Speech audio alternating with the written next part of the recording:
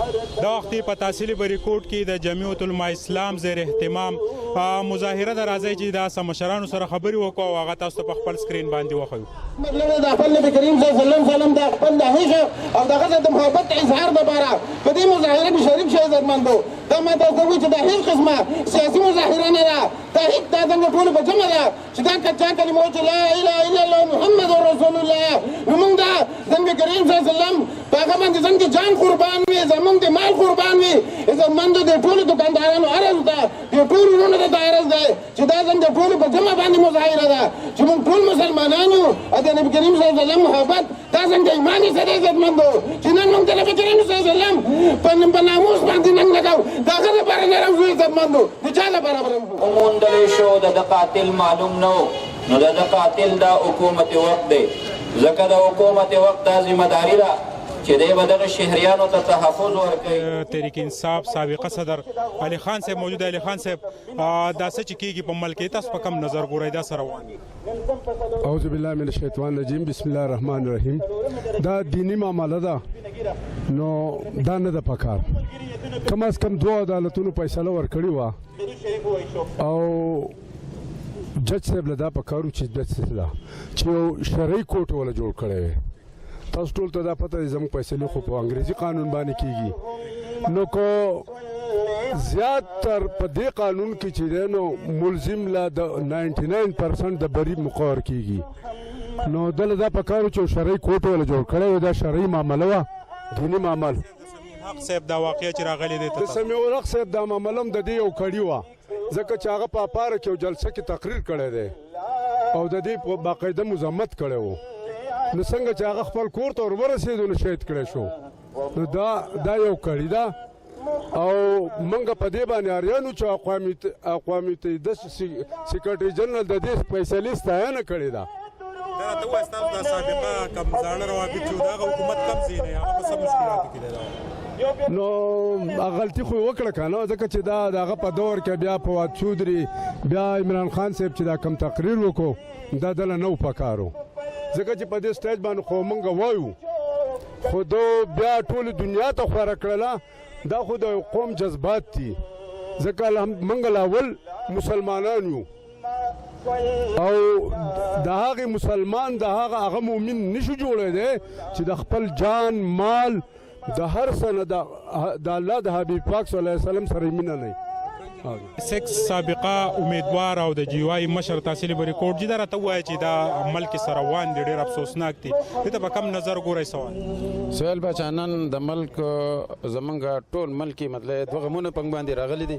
لومړنی غم پنګ باندې دا راغلی دی چې د نبی کریم صلی الله علیه وسلم په شان کې چې کمې ملهونې ګستاخي کړې وه هغه زمونږ مطلب د عدالتونو هغې ته رهایي ورکړه عزتمندو او په دې باقاعده عزتمندو څنګه وزیر اعظم صاحب زمونږ وفاقي حکومت په دې کې باقاعده ملوث دی او باقاعده مطلب دا چې هغه په دې کې مطلب دا هغه په ایمه باندې شوی ده چې دا رهایي هغې ته میلاو شوی ده. نو په دې باندې ټول قوم عزتمندو خفه دی او ټول قوم دا فیصله نه مني عزتمندو ولې چې دا مطلب د نبي کریم صلی الله علیه وسلم په شان کې چې ګستاخي وشي د هغې سزا صرف واحد او واحد پانسي ده. عجیبه خبره ده چې 8 کاله مطلب 2 کاله دا مقدمه وچلېده سیشن کورټ چې هغه دا مطلب 13 سزا مقرر کړه، های کورټ مقرر کړه. څنګه دا زمونږ چیف جسټس چې دی په هغه وخت کې دغه های کورټ مطلب دا جج باقاعده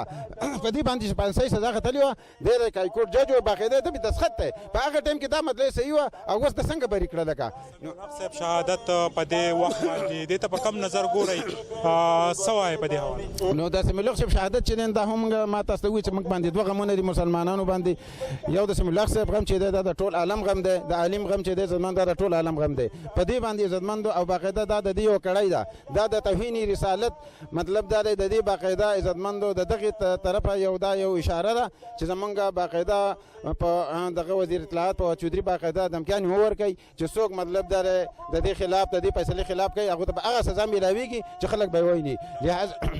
حکومت ته دا وخت تاسو په کم نظر نظر ګورئ څه کوي دوی څه روان نو بس موږ خو ته په دې نظر باندې ګورو چې باقاعده دوی په دې توهین رسالت په دې مطلب دی په دې معاملې کې باقاعده دو د دغه اسیې سره دوی د مکمل سپورټ دی او کوم چې مطلب زموږ سپریم کورټ کوم فیصله کړې ده نو په دې فیصله کې باقاعده دا فیصله په سپریم کورټ کې نه ده شي دا په بل ځای کې شي دا سپریم کورټ په یو منټ کې دغه باقاعده مطلب سماعت کړي په یو منټ کې مطلب عزتمند د دنیا په کوم ځای په عدالت کې په یو منټ کې سماعت کیږي او هغه مطلب مقدمه چې هغه ډېر اساسي مقدمه ده نو مطلب په یو منټ کې عزتمند دغه سماعت زموږ سپریم کورټ مطلب جج کوي پته ده لګي چې دې سماعت بل ځای شي د بل ځای د اډر د حکم راغلی د سیم مطلب دغه اعلان کړی دی لګا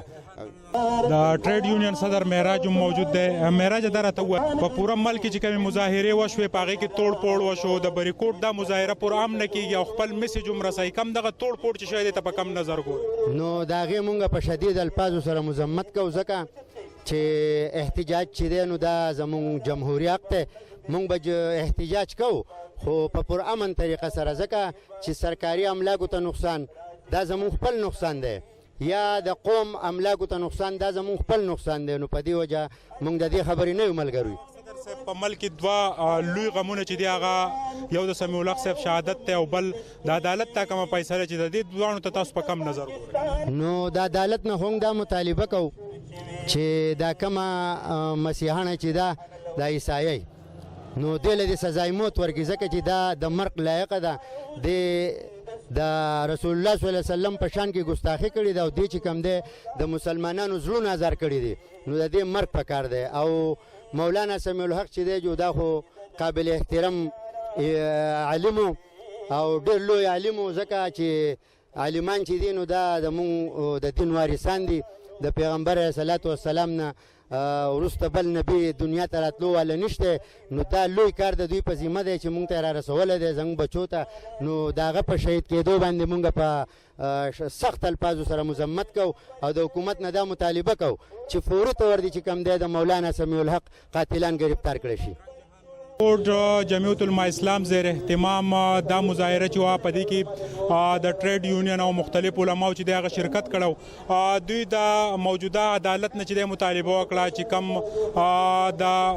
پیغمبر اسلام په شان کې ګستاخي شوي د هغې